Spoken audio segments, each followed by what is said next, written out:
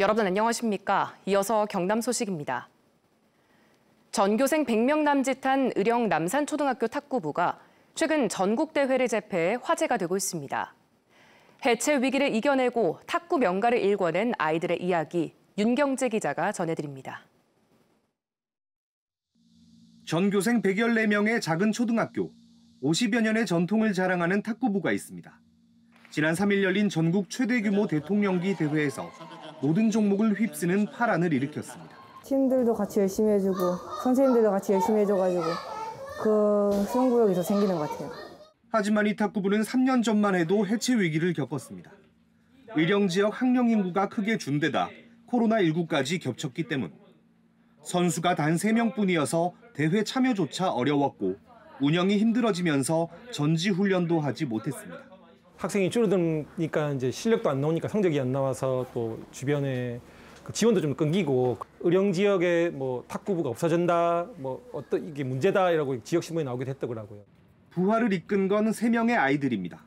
저학년부터 꾸준히 다져온 실력으로 전국 대회에서 두각을 나타내면서 탁구 명가 재건의 닻을 올렸습니다. 전국 각지에서 전학생들까지 몰리며 탁구 부원이 14명으로 늘었습니다. 마영민, 손재영 선수는 올해 국가대표에 선발되기도 했습니다.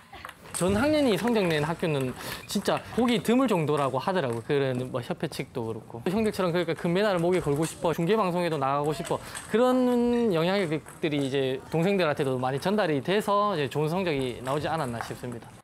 아이들은 이제 한국 탁구의 미래를 꿈꾸고 있습니다. 탁구 선수 하면은 한국인들에게 마영민이라는 사람의 이름이 떠오르게 하고 싶습니다. 지지 않고 계속 이기려는 마음으로 하는 탁구 선수가 되고 싶습니다. 실업팀에 선발돼서 국가대표로 선발된 다음에 올림픽에 가서 우승하고 싶어요.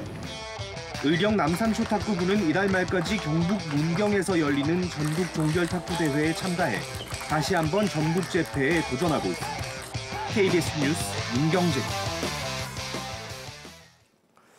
서울의 한 초등학교 담임교사가 학교에서 숨진 사건과 관련해 경남에서도 추모의 발길이 이어졌습니다.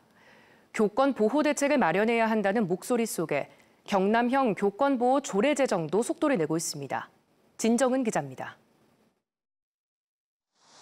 경남교육청에 마련된 분향소. 서울 서희초등학교에서 숨진 채 발견된 20대 담임교사를 추모하는 공간입니다. 분향소 설치 나흘 만에 경남의 동료 교사와 학부모, 시민 등 1000여 명이 조문했습니다. 120여 개의 근조 화환이 도착해 추모 글귀를 한쪽에 모으고 다 전하지 못한 마음은 수백 장 쪽지로 남겼습니다. 박종훈 경남교육감은 교육 현장의 어려움을 경청하고 해결 방안을 모색하겠다고 강조했습니다. 우리 선생님을 지켜드리지 못해서 죄송하다는 말씀으로 대신하고 싶습니다. 이번 기회에 선생님들의 자존감을 세울 수 있는 방법을 함께 고민해 주셨으면.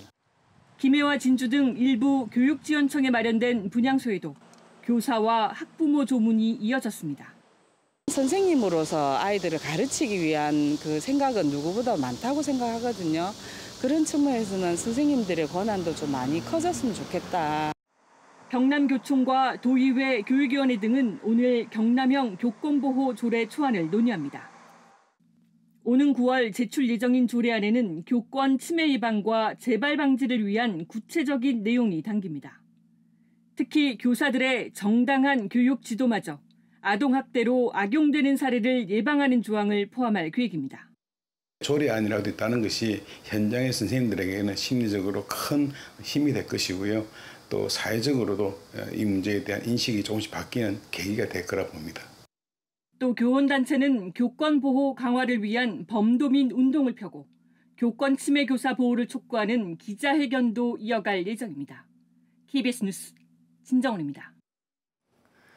비탈면을 깎아 만든 산지 태양광 시설은 집중호우 때 산사태 위험이 매우 커집니다. 경남에만 이런 곳이 870여 곳 가까이 있는데 정부와 자치단체는 개인 소유라는 이유로 산지 태양광 시설의 위치나 위험 등급을 공개하지 않아 인근 주민들이 불안해하고 있습니다. 보도에 박기원 기자입니다. 남해군 한 야산에 설치된 3,000kW 용량 태양광 설비입니다. 경사지를 깎아 만들어 산지 태양광 시설로 분류됩니다. 최근 집중호우에 흙과 돌이 쓸려 내렸고 아래에는 V자로 움푹 패여 물길이 만들어졌습니다. 산 허리를 깎아 만든 1.7km 길이 도로도 산사태 위험에 노출됐습니다. 태양광 설비로 가는 진입로는 비탈면 보강이나 배수관 설치가 안 되어 있는 상태입니다. 이 같은 산지 태양광은 집중호우의 토사 유출 가능성이 큽니다. 기록적인 집중호우가 내린 지난 13일부터 18일까지 전국에서 설비 유실 등 태양광 시설 피해 38건이 접수됐습니다. 토사 내려온다든지 또 다른 이물질이 내려와가지고 물길을 갖다 가로막다 보면은 물길 자체가 바꿔지기 때문에 그게 농경지를 갖다 유실시킬 수 있는 그런 문제도 있고. 이 때문에 행정안전부와 산업통상자원부 등 관련 부서가 관련 시설을 집중 관리합니다. 문제는 산지 태양광의 위치가 정작 인근 주민들에게 공유되지 않는다는 것입니다. 태양광 설비의 소유가 개인과 사업자에 있다는 이유 때문입니다. 부서도 그렇고 개인 사업자에서 좀 저희 쪽에서는 제공이 좀 어려운 걸로 그렇게 결론이 좀 나긴 했는데. 정부와 자치단체가 급경사지법에 따라 산사태 위험 등급을 매기고 급경사지로 분류해 관리하고 있지만 정작 주민들이 알 길이 없는 겁니다. 사람이 예를 들어 지나가다가 어떤 피해를 입을 수도 있잖아요. 당연히 그 지역사회에서는 그런 것들을 정부를 공유하고 같이 공동 대처를 하는 게 맞다고 저는 생각합니다. 경남의 산지 태양광 설비는 모두 871곳. 전문가들은 위험 요소를 주민들에게 적극적으로 알려야 산사태 피해를 막을 수 있다고 강조합니다. KBS 뉴스 박기온입니다. 경남대 문화재 돌봄센터가 경남 동부권 문화유산 430여 곳을 점검한 결과 이번 집중호우로 의령과 함안, 고성 등 27곳에서 낙석과 토사 유출 등 피해가 난 것으로 확인했습니다. 또 유네스코 세계유산 등재를 앞둔 함안 마리산 고분군 5호 봉분의 일부 잔디가 유실된 것으로 파악했습니다. 경남대의 이번 조사 자료는 재난 피해 최소화 방안 마련에 활용될 예정입니다. 일본 후쿠시마 원전오염수 방류가 이르면 다음 달로 예상되면서 불안감이 점차 높아지고 있습니다. 도민들의 목소리를 듣고 정책에 반영하는 도민회의에서는 수산물 소비 촉진 대책과 안전 인증제 도입 등 다양한 의견이 제시됐습니다. 천연수 기자가 보도합니다. 경남 수산물 소비의 중심지인 마산어시장입니다. 상인들은 일본 원전 오염수가 아직 방류 전인데도 소비 심리가 위축된다며 불안합니다. 경상남도 도민회의에서는 이 같은 분위기를 반영해 수산물 소비를 지원해야 한다는 요구가 나왔습니다. 그런 부분 많이 지원해 주시면은 수산물 소비 축에 있어서 좀 더 우리가 해결할 수 있는 돌파구가 되지 않을까 하는 바람을 가지고 있습니다. 최근에 스마트 농업처럼 양식업에서도 관련 기법을 도입해 방사능에 안전한 수산물을 양식하자는 대안도 제시됐습니다. 수산물 안전 인증제를 도입해 막연한 불안감을 줄여야 한다는 것입니다. 믿으라 해봐야 믿지를 않거든요. 그렇다고 해서 포기를 할 수는 없으니까 결국은 과학적인 정보를 지속적으로 제공하는 그런 진실의 홍보밖에 없다는. 경상남도는 스마트 양식의 경우 고성군 연안에서 시도 중이며 장기 대책으로 검토한다고 밝혔습니다. 새우라든지 이런 거 하는데 우리 바닷물 전체가 오염될 우려가 있다면은 사실 다 그렇게 가야 되지만 지금은 이제 그런 약간 한계가 있고.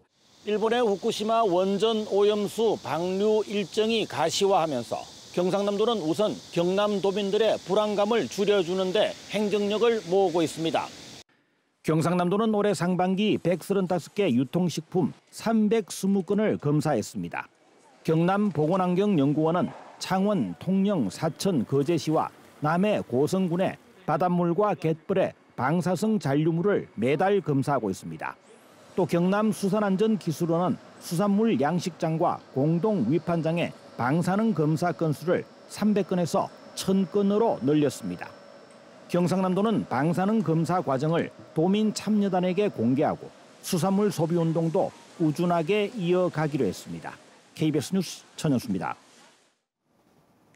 현재 서해 남부 해상에서 폭이 좁은 형태의 강한 비구름이 발달해 유입되고 있습니다. 이 비구름은 점차 확대돼 우리 지역으로도 영향을 주겠는데요. 예상되는 강수량은 30에서 80mm 정도로 이번 비의 특성상 좁은 지역에 순간적으로 강하게 내리다 소강 상태를 반복하겠습니다. 특히 우리 지역은 낮부터 오후 사이에 시간당 30mm 안팎의 매우 강한 비가 내릴 것으로 예상돼 주의하셔야겠습니다. 이번 비는 오늘 늦은 오후에는 대부분 그치겠습니다. 자세한 지역별 기온 살펴보겠습니다. 현재 기온 창원이 28도, 창녕이 27도를 보이고 있습니다. 한낮에는 창원이 30도, 창녕이 31도로 대부분 지역에서 어제와 비슷하겠습니다. 서부 지역도 진주가 26도, 남해가 25도로 출발하는 아침이고요. 한낮에는 진주가 29도, 합천 30도 예상됩니다.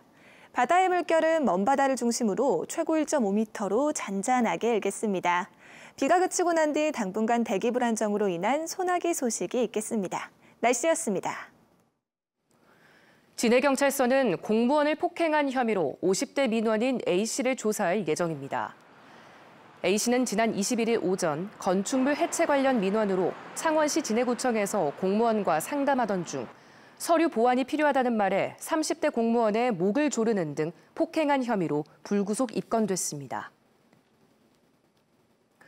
경상남도 농업기술원이 최근 많은 비에 벼 재배 농가를 대상으로 도열병 확산 방지에 주의해야 한다고 밝혔습니다.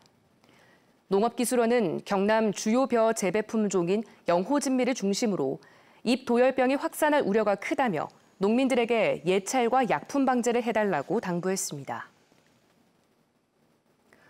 경상남도와 18개 시군이 모두 참여하는 경남세종 통합사무소가 운영을 시작했습니다. 경남세종 통합사무소에는 경남도와 각 시군에서 파견한 협력관이 공동으로 근무하며 정부를 상대로 한 예산 확보와 국비사업 추진 협의를 하게 됩니다.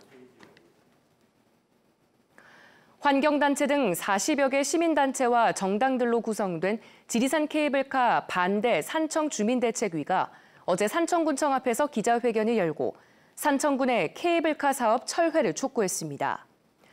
이들은 민자사업 특성상 민간 자본의 수익을 보존해주는 계약으로 산청군은 손해를 보게 될 것이라며 케이블카로 인해 생태계의 보고인 지리산 정상부가 완전히 파괴될 것이라고 주장했습니다.